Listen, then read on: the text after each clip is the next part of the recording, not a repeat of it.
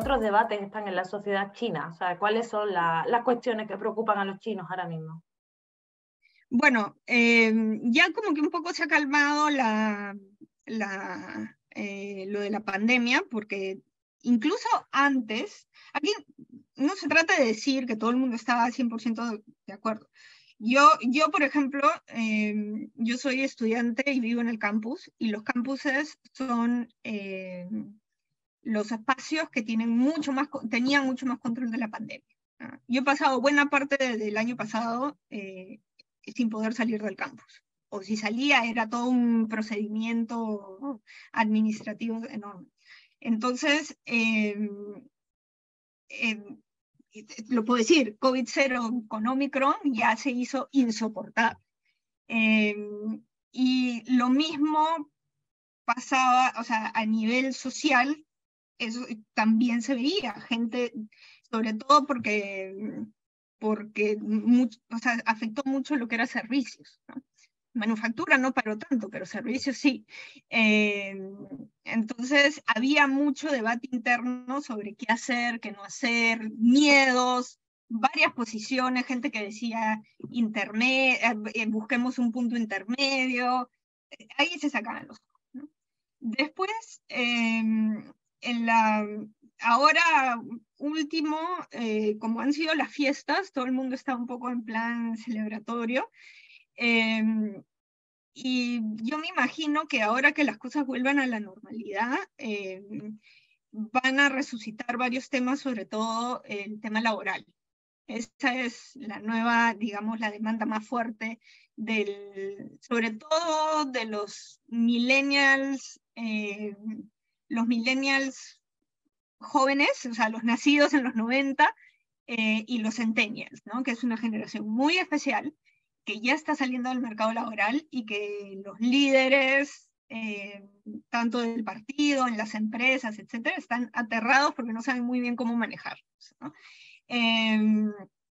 Y acá había un movimiento muy fuerte que se llama 996, en base al horario, de, que era 6 veces a la semana, de 9 a 9, sobre todo en el sector tecnológico, ¿no? Entonces, para cambiar ese sistema. Y de ahí, ese es un movimiento súper fuerte. En general, ya es una búsqueda de bienestar, de ya las nuevas generaciones. Es como, antes no tenías esa opción. Una vez una persona me dijo, o sea, nosotros nunca tuvimos opción, solamente hacías, porque había que sobrevivir, había que comer, y los jóvenes ahora sí. Entonces ella me decía, yo creo que nuestro rol es ahora acompañar a los jóvenes en ese proceso de elegir, de tener opciones, ya es una nueva generación que ha nacido en la opulencia, y entonces eso genera nuevas demandas también del bienestar en la sociedad. Y cuando me refiero a bienestar es de no tener que, o sea, lo que siempre dicen, no querer vivir, o sea, no quieren que todo sea el trabajo, ¿no? Y es un cambio bien fuerte, porque la ética del trabajo, la ética de trabajo de los chinos es, trabajan un montón, o sea, en su lógica tú hablas con los mayores y es como, o sea, solamente se paraba en Año Nuevo Chino y el resto del año se trabajaba. Me imagino que en España también pasa con los migrantes chinos que abren, que tienen sus negocios y que abren casi todo el tiempo, porque es como, es su relación con el trabajo, ¿no? Esta nueva generación no tiene tanto ese tema. Y un poco que hay un choque ahí generacional de qué hacer, ¿no? O sea, qué puedo, cómo manejar estas nuevas demandas, ¿no? Y lo segundo, también un tema que se discutía antes era el tema de la jubilación. porque claro, hay un tema de envejecimiento poblacional muy fuerte, es bastante serio. No están naciendo suficientes chinos para mantener el sistema y van a tener que, están viendo una manera, se discutió, por ejemplo, el extender la edad de jubilación, y ahí los chinos dijeron de ninguna manera, porque claro, y daban dos argumentos, o sea, de esto te hablo de las discusiones en línea, eso llegué a ver hasta antes de que estalle la pandemia así fuerte, ¿no? Que uno, que en Occidente no tienen el ritmo de trabajo que tienen los chinos, cosa que es verdad, y dos, que si se jubilan más tarde, ¿quién cuida a los niños? Porque acá el formato de la familia es, o sea, digamos, es los padres, el hijo, y los abuelos se jubilan jóvenes y se encargan de cuidar a los niños. Porque todavía no hay pues este estado de bienestar, no hay guarderías, o sea, el que pone a su hijo en guardería es porque es privado, todavía falta construir eso, ¿no? Y de hecho en el 20 Congreso, que ya se ha planteado el tema de la construcción de una sociedad socialista moderna, en los planes incluye desarrollar estos servicios, ¿no? Pero hay que ponerse a pensar que todavía hay mucha desigualdad.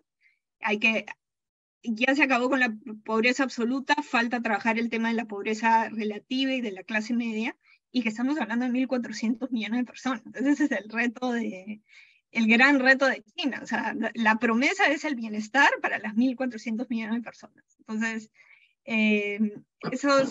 esas son las discusiones que yo creo que van a resucitar, ¿no? Hay una pregunta que has dicho, ¿cómo es la familia china? Ahí no sé si es cierto o no, pero es conservadora la sociedad china, que es un planteamiento que suele estar siempre por ahí. Sí. Sí. Ahora, de nuevo, esta generación de centennials, los nacidos en el 2000, no son conservadores. Como todo, hay chicos conservadores, otros no, pero, por ejemplo, el tema de la unión civil, la juventud china lo apoya, pero 100%, o sea, totalmente. Es una generación súper nacionalista, súper orgullosa de su sistema, pero también muy preocupados por las libertades y los derechos individuales, ¿no? Entonces, tienen los dos mundos metidos, digamos, y China tiene que movilizarse en ese sentido, ¿no? Entonces, cómo responder a sus demandas, tienen que ir para ese lado, ¿no? Y yo noto que es un cambio brusco con ellos. Por ejemplo, gente de mi generación, yo soy millennial, y todavía hay mucho conservadurismo, y ni te digo antes, ¿no? Ahora, no es... usa el ejemplo de la unión civil, ¿no? Por ejemplo, el tema de la homosexualidad en China ya, o sea, no se considera una enfermedad ya hace mucho tiempo. Es... digamos, no es una sociedad violenta. Entonces, en ese sentido, sí son bien abiertos. Si ven una pareja homosexual, no la van a agarrar a patadas ni nada. O sea, se convive mucho mejor con la diferencia, ¿no? Entonces, pero yo creo que todavía por 10, 20 años más, todavía va a primar todavía esta mentalidad más conservadora. Igual lo que se promueve desde el gobierno, y que sigue muy marcado, eso es algo importante a entender de la sociedad china. El, el núcleo, o sea, lo que sostiene la sociedad china es la institución más importante, es la familia. Muchas veces a los padres no les importa, no les importa con quién te acuestas, pero ten un hijo. La reproducción, eso tiene carácter casi como religioso, ¿no? Entonces, como decía una amiga, en el momento en que ya las parejas, y como pasa con algunas parejas por ejemplo, homosexuales, que adoptan, que tienen, o sea, o que ven a través pues, de las nuevas tecnologías pueden tener sus propios hijos, todavía es algo de gente de mucho dinero, por así decirlo, ¿no? Porque hay ese rollo de la reproducción. Entonces también me decía, si por ahí en algún momento pueden tener los padres con tal de tener los nietos, van a estar contentos, ¿no? O sea, la familia es el núcleo más fuerte y todavía se vive, ¿no? Muy fuerte. Igual, también hay casos de discriminación, por ejemplo, hacia africanos, todavía hay, pero cada vez menos. O sea, es como que los mayores han estado viviendo más cerrados y los jóvenes ya no lo son, digamos, ¿no? Entonces, es una sociedad que está cambiando mucho de generación en generación.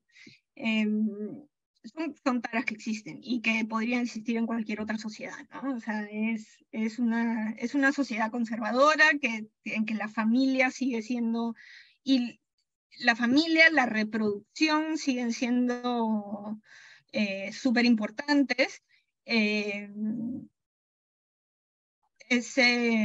La cantidad de casos de gente que yo he escuchado de hombres chinos a los que la familia les prohíbe salir, por ejemplo, con alguna extranjera, porque se cree pues que porque la madre es la que cría, entonces la que va a, eso es algo muy, muy común que se discute entre extranjeros, es muy común, eh, es más aceptado que una china esté con un extranjero que un chino con una extranjera. Es decir, porque hay todavía esta idea pues, de la necesidad de transmitir la cultura, etcétera, ¿no?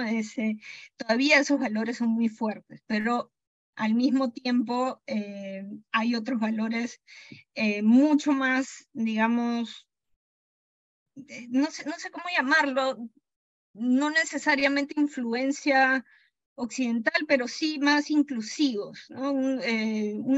Los jóvenes sí están pensando más en una sociedad mucho más inclusiva, donde puedan convivir diferentes familias, etcétera, ¿no? Yo noto ese cambio muy, muy, muy brusco de una generación a otra, ¿no? Esa es un poco la complejidad de China, ¿no? Entonces, mucha gente... Eh, por ejemplo, a mí he conocido amigos africanos que han tenido experiencias de racismo y que me dicen, sí, o sea, a diferencia de otros sitios como en Occidente, no es tanto un tema de odio, es más un tema de ignorancia, ¿no? Y entre los mayores. Entre los más jóvenes, no. Son pequeños ejemplos que te digo, ¿no? Gente que vive en la ciudad, la diferencia también entre gente que vive en las ciudades y gente que vive en el campo también es bien fuerte. Ahora, yo te estoy diciendo todo esto y podría estar hablando de otro país. Lo que pasa es que en China, en China o sea, es algo bastante normal, ¿no? Pero digamos, se tiene esta idea de que todos los chinos son igualitos, todos los chinos piensan igual, no sé, o sea, no se contempla no solamente la diversidad étnica que existe, la diversidad cultural, porque claro, hay 1.000 millones de Han, pero dentro de los Han pues hay los cantoneses, o sea, sobre todo de los shanghaneses, cuando hablan los chinos del norte y los chinos del sur, que son bien marcadas las diferencias. Es un país súper diverso, con un montón de miradas sobre las cosas.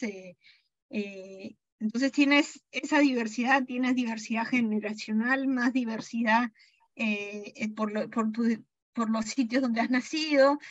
Ahora quería preguntarte sobre eso en concreto, pero primero quería, en relación con lo que estamos hablando de la familia y demás, yo recuerdo que en trabajos que he tenido que hacer, esa sociedad china previa a la revolución, sobre todo en las zonas rurales, de ese patriarcado estricto, ¿no? Que es que incluso lo hemos visto en películas, eso, por lo que yo tengo entendido, se fue rompiendo, pero aún así, ¿cuál es la situación de la mujer en China hoy en día? Teniendo en cuenta Ya, además que venían también con esos antecedentes y con todas las complicaciones que han tenido por el camino.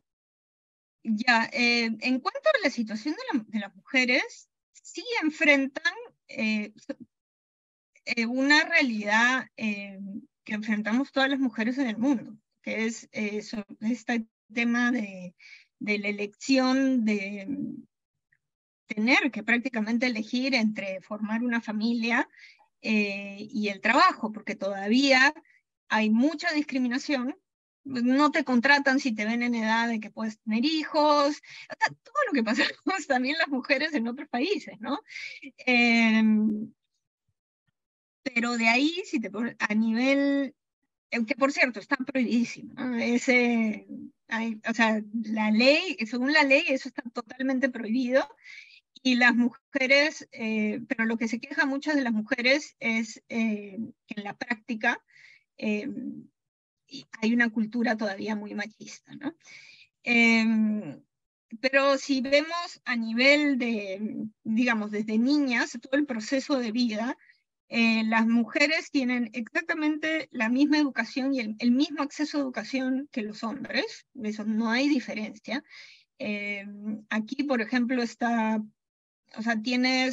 todos los chinos tienen que hacer 9 años de educación básica obligatoria, y, y si tus padres no te mandan, se pueden ir a la cárcel. O sea, es delito no mandar a tus hijos a la escuela. Eh, y hay un montón de internados, por ejemplo, para casos de grupos étnicos que son nómades, entonces tienen que llevar a sus hijos a la escuela, tanto hombres como mujeres. En algunos, por ejemplo, esto me lo dijeron hace unos años, no sé cómo ha cambiado en todo lo que es, por ejemplo, las facultades de ciencias, el 50% de los estudiantes son mujeres, no como nosotros que tenemos que ciertas carreras, hay igual ciertas carreras más dominadas por hombres y otras más dominadas por mujeres, pero por ejemplo en ciencias, que por ejemplo en Europa sé que se hacen un montón de campañas para que hacer más mujeres estudien ciencias, bueno, ciencias exactas, ¿no? Acá no hay eso, o sea, crecen en un lugar seguro. En general, China todavía, en ciudades muy pequeñas, todavía hay inseguridad, pero cada vez es menos. Y en las ciudades grandes es súper seguro. Eh, a mí como latinoamericana salir y ver a niños jugando en la calle, o sea, me parece, ya ellos lo toman como normal, ¿no? O niños volviendo a sus casas de la escuela solitos, chiquitos en la calle, esas cosas ya en Latinoamérica casi no lo ves, o si lo ves pues es como que piensas, este niño está en riesgo, acá no, acá... y es lo mismo para hombres y para mujeres, ¿no? Entonces, a ese nivel es muy igualitario. Las mujeres tienen acceso a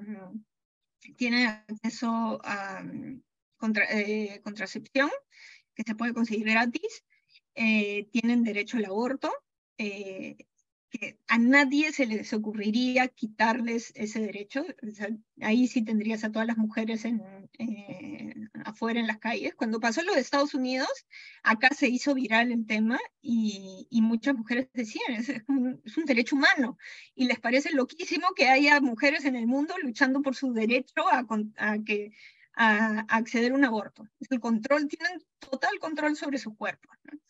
Eh, yo soy peruana, entonces ese es tal vez en España eso ya se toma como normal, pero en Perú uno de los movimientos más fuertes es el movimiento por el derecho al aborto, ¿no?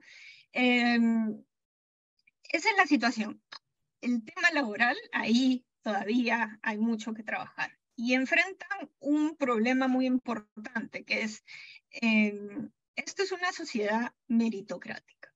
La meritocracia la tienen tallada en el cerebro desde chicos. Es así, el sistema político chino se basa en la meritocracia. Y de verdad funciona. O sea, no es meritocracia, o sea, la meritocracia está muy desprestigiada en Occidente, aquí no. Entonces, cuando, por ejemplo, luchan por cuotas, entonces, o leyes que privilegien la contratación de mujeres, eh, saltan ahí, no solamente hombres, muchas mujeres también que dicen, oye, pero ¿por qué te voy a dar más oportunidades por el hecho, solo el hecho de ser mujer, o sea, no, ahí chocan, ¿no? Y aquí me arriesgo un poco, o sea, comento de lo que yo he visto hasta ahora, tampoco es un tema en el que yo haya profundizado, es en general los movimientos feministas, los movimientos, las activistas, no tanto las mujeres que están dentro del sistema luchando para cambiar las cosas, eso que casi nunca salen a la luz, ¿no? O sea, siempre son las activistas que muchas veces son personas que han estudiado en Occidente y que vienen y repiten las fórmulas que se han aplicado en Occidente y chocan con la sociedad china, ¿no? Y entonces ahí falta un poco de reflexión que, por ejemplo, sí han hecho las mujeres musulmanas o muchas mujeres negras, sobre todo en América Latina, indígenas, de pensar el feminismo, de cómo acceder a más derechos, pero en tanto tu posición, ¿no? en el mundo. Entonces, ¿qué significa ser mujer y en un país donde todos los avances para las mujeres, que han sido un montón, han venido no han venido por el feminismo, sino por un partido comunista. Han venido gracias al comunismo, es que las mujeres tienen mejor posición. Entonces, yo todavía no veo, de lo que he podido ver hasta ahora, no veo que haya esa reflexión de parte de las feministas chinas para ver cómo pasar ese atolladero que es el tema laboral, ¿no? Ese yo diría que es el mayor tema de la mayor lucha de las mujeres. Y además yo creo que también se relaciona con lo que habíamos comentado, de esa construcción, de ese, por llamarle de alguna manera, estado del bienestar, de esas guarderías, de ese apoyo social que, como has comentado, está también en agenda, está planteado, no es que no esté planteado, o sea que yo creo que se está trabajando. Me has hecho acordar, el año pasado se aceptó que ya ahora las mujeres pueden tener 3 hijos. Hombre, si ahora está la circunstancia completamente diferente, porque si hay un claro, y envejecimiento... decían, te regalo un útero, ya no quiero, porque decían, o sea, tengo que estudiar como una loca para pasar el Gaokao, que es el examen de ingreso a la universidad, que es súper competitivo. Me preguntabas un debate también sobre la sociedad china, era sobre el tema del acceso a la universidad, pero ya, ese es otro tema.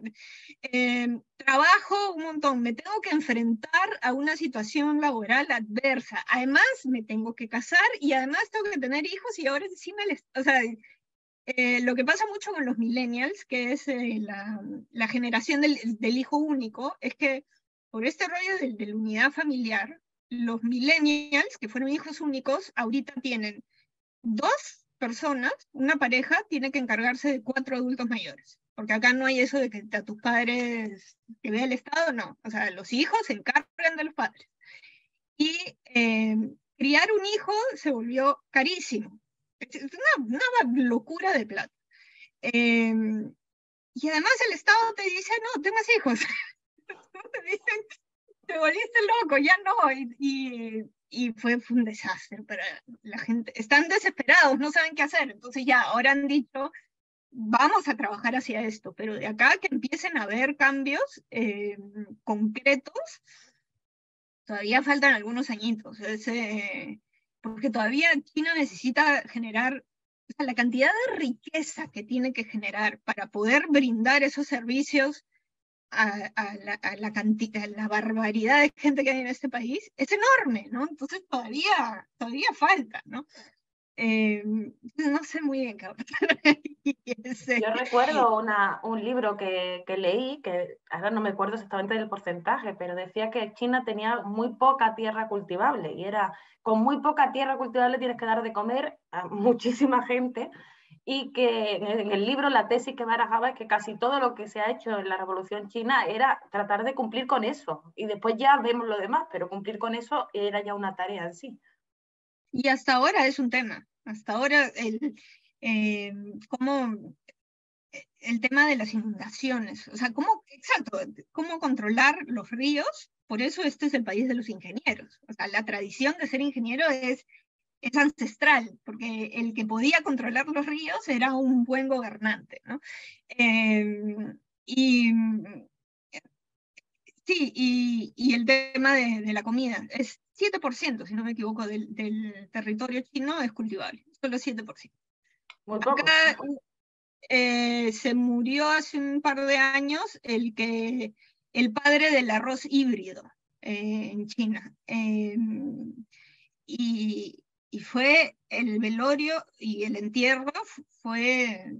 Hay gente que me decía, no había visto esto desde Deng Xiaoping, o sea, héroe nacional, porque literalmente gracias a esta innovación salvó a la gente del hambre. China nunca más tuvo una hambruna. Eh, entonces, sí, el tema de las hambrunas, de poder dar alimentación para todos, porque además, no olvides que durante mucho, si bien, si bien eh, siempre hubo esto del famoso mandato divino, de que el emperador debía garantizar la prosperidad a su pueblo, si no el pueblo tenía derecho a sacarlo. Igual había mucha desigualdad y muchas veces el pueblo no necesariamente tenía las mejores condiciones. Con la República Popular China es que empieza esta idea del Estado que tiene que garantizar, o sea, el fin del feudalismo es la idea también de que tienes que garantizar bienestar a todos, a todos. O sea, no es el Estado al servicio de la gente. Eh, entonces es un reto mucho mayor. O sea, los chinos están viviendo ahorita los 30 mejores años de sus 5.000 años de historia. ¿Ya? Y entonces, digamos, digo 30 porque es el momento entre que luego de las reformas sociales con Mao y la reforma de apertura que tomó un tiempo en consolidarse, digamos, ahí ya empezaron a ver los frutos. Y lo que ha sido en los últimos 10 años con Xi Jinping ya se disparó, ¿no? Y además el tema ambiental. Eh, entonces, siempre ha sido, ahora el reto eso es una novedad en la historia china, de la obligación de gobernar para garantizar verdadero bienestar a todos. Eso nunca se ha visto antes. ¿No? Y parece que van en buena dirección, aunque realmente es verdad que estudiar la historia china a veces es complicada, porque parece que no es lineal, que a veces va para arriba, a veces para abajo, a veces da una vuelta, después va para allá. Como historiadora, también te quería preguntar, eh, ese papel de China, porque es verdad que China China fue invadida por prácticamente todo el mundo, yo creo que ha invadido China en algún momento, y pasó esa etapa sombría, por así decirlo, o de estar sometido un poco a los intereses de todos, pero vemos ahora una China fuerte. Pero si nos vamos a la antigüedad, también esa ruta de la seda, es decir, China ya fue fuerte. ¿Cómo se conecta la historia de China? Y una vez escuché a alguien decir que me pareció muy acertado. Hablamos mucho del surgimiento de China en las últimas décadas, pero en realidad es el retorno de China. Y, y me pareció muy acertado. Mucha gente acá dice, ¿no? O sea, salvo por ese interregno, ¿no? De 200 años, o bueno, ellos más que nada hablan de esos 100 años, pero en realidad fueron esos 100 años en los que tocaron fondo, ¿no? Ya era un proceso de crisis, eh, pero esos, los famosos 100 años de humillación, que de cuando sale un historiador es no, que dice que no, no sé qué, pero no hay forma, o sea, haces una lista de todas las desgracias que pasaron aquí y, o sea, no hay forma de negar lo que fueron años nefastos, ¿no?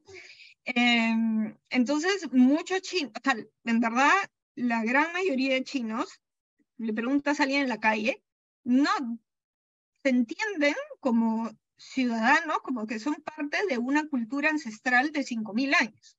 Y el, y que la situación actual, que es el gobierno bajo los comunistas, es una etapa más de una larga historia. O sea, antes había la dinastía Ming, la dinastía Qing, y ahora somos comunistas.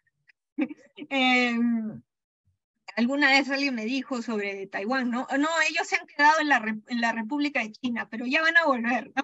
Ese, eh, entonces, Solamente están en otra época histórica. claro. Sí, uy, Taiwán es otro tema también. Perdón, se me fue la pregunta. Bueno, Ah, no, entonces, era sí, solo... entonces ven estos 100 años como el momento de mayor crisis de esos 5.000 años de China, al que no quieren volver. Y nadie, o sea, algo que a mí me cuesta transmitir es, ya, los 100 años acabaron con la fundación de la República Popular China. Eh, y hay gente que me dice, sí, ya, pero eso fue hace un montón de tiempo. No, cuando tú te piensas como un todo de 5.000 años, 70 años no es nada. Es solo un periodo y recién están despegando, ¿no? Justo la semana pasada fui a un museo sobre un evento, un tema que hubo aquí eh, durante la guerra contra los japoneses, y escuchaba a un papá con su hijo, ¿no? Y le decía, lo que pasa es que antes China era muy débil, pues, entonces todos los extranjeros nos, nos humillaban, pero ahora ya no. O sea, es como ya otra vez somos fuertes, ¿no? Entonces ven como que con el Partido Comunista fue el que los logró sacar de ese atolladero, ¿no? Que no pudo el Partido Nacionalista, el Kuomintang, ¿no? O sea, eso es un poco como se entienden ellos, ¿no? Históricamente.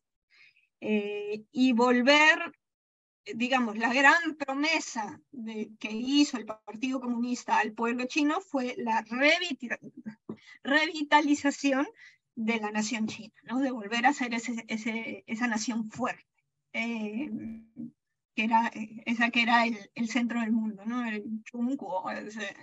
Eh, entonces ellos ven que sí, o sea, eh, cada generación vive mejor que la siguiente, aunque la generación haya este tema generacional que te digo de los jóvenes que ya no quieren vivir, o sea, pasarse la vida trabajando, eh, pero digamos, o sea, pasa eso también porque sus condiciones materiales han mejorado muchísimo, ¿no?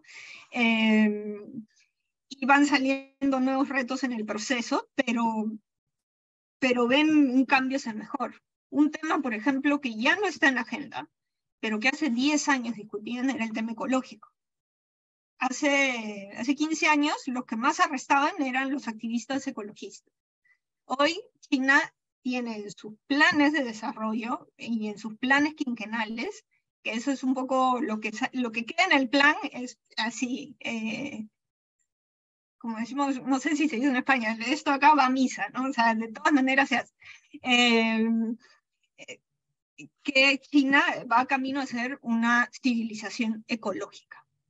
Eh, y en estos últimos años se ve la diferencia, por ejemplo, en el aire, etc. Entonces ya los chinos ven, oye, me quejo de esto, lo solucionan, me quejo de esto, lo solucionan, y sienten que están mejor, o sea, cada generación vive mejor que la otra. Se nos Eh, está alargando un poco, pero es que me está pareciendo uy, muy interesante todo lo que estamos hablando. después cortas. No, no. Es que nos podríamos quedar aquí horas hablando, porque me está pareciendo muy interesante todo. Perdón, yo también me extiendo porque hay temas que a mí me parecen fascinantes, ¿no? No, Yo vine a todo China, fascinante. yo mi maestría la estudié en desarrollo, y, o sea, vine a China, como te mencioné, por el tema sobre todo del idioma, pero yo ya tenía un interés académico, digamos, en el sentido de mi pregunta, o sea, yo lo que quería entender, ¿por qué China sí se desarrolla y Perú no? ¿Qué tiene China que no ha podido conseguir el Perú para desarrollarse, ¿no? Eh, claro, en ese momento me preguntaba por qué China sí se desarrolló. Ahora sé que está desarrollándose, ¿no? Entonces, claro, cuando hablo de estos temas, me extiendo, me extiendo porque es cómo el aparato institucional se ha ido formando y formando y reformando y ajustándose a la realidad para garantizar bienestar a la gente, ¿no? Eso es todo lo que pasa en China, digamos. Y en el proceso hay contradicciones, o sea, no es que no hayan problemas, acá hay muchos problemas y todavía, o sea, hay gente dentro de las disputas, digamos, ideológicas internas.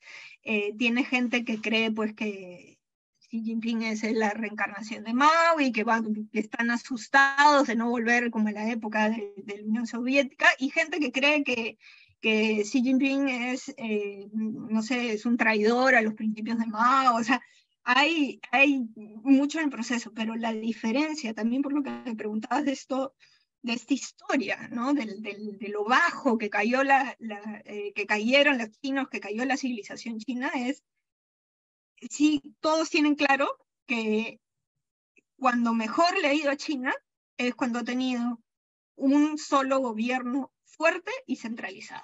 Entonces, todas las diferencias se resuelven dentro del partido. No va a haber división.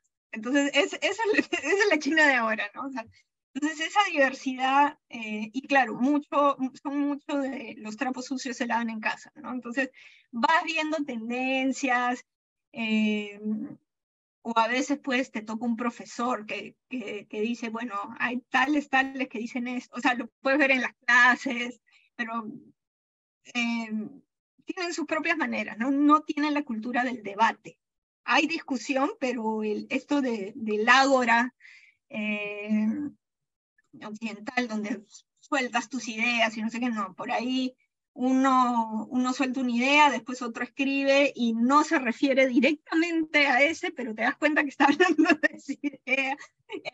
Hay un poco todo. Entonces, esta es una sociedad vibrante, en cambio, orientada a resultados, que lo es. Yo ya tengo 2018, ya tengo 4 años aquí, 4 años y medio, y yo he visto cambio en estos 4 años.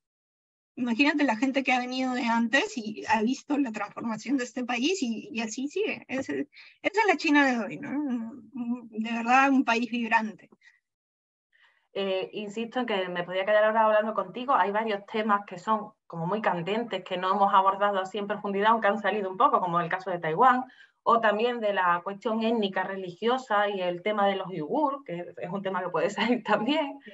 O la cuestión de Hong Kong, que también la han mencionado antes. Pero bueno, yo te propongo que si quieres en otra ocasión nos centremos y que nos quedemos otra vez y hablemos de esos temas en concreto. Y ahora quiero coger el guante de algo que tú acabas de comentar, que fuiste para hacer esa comparativa de comprensión entre la realidad peruana y la realidad china. Ahora mismo Perú se encuentra inmersa en una situación bastante crítica. No sé ya ni cuántos muertos van, por lo menos 60 iban la última vez, que están reivindicando ese derecho a esa asamblea constituyente, a esa refundación de Perú. Yo al menos lo veo así. ¿Cómo ves tú la situación actual de Perú y qué perspectivas crees que hay?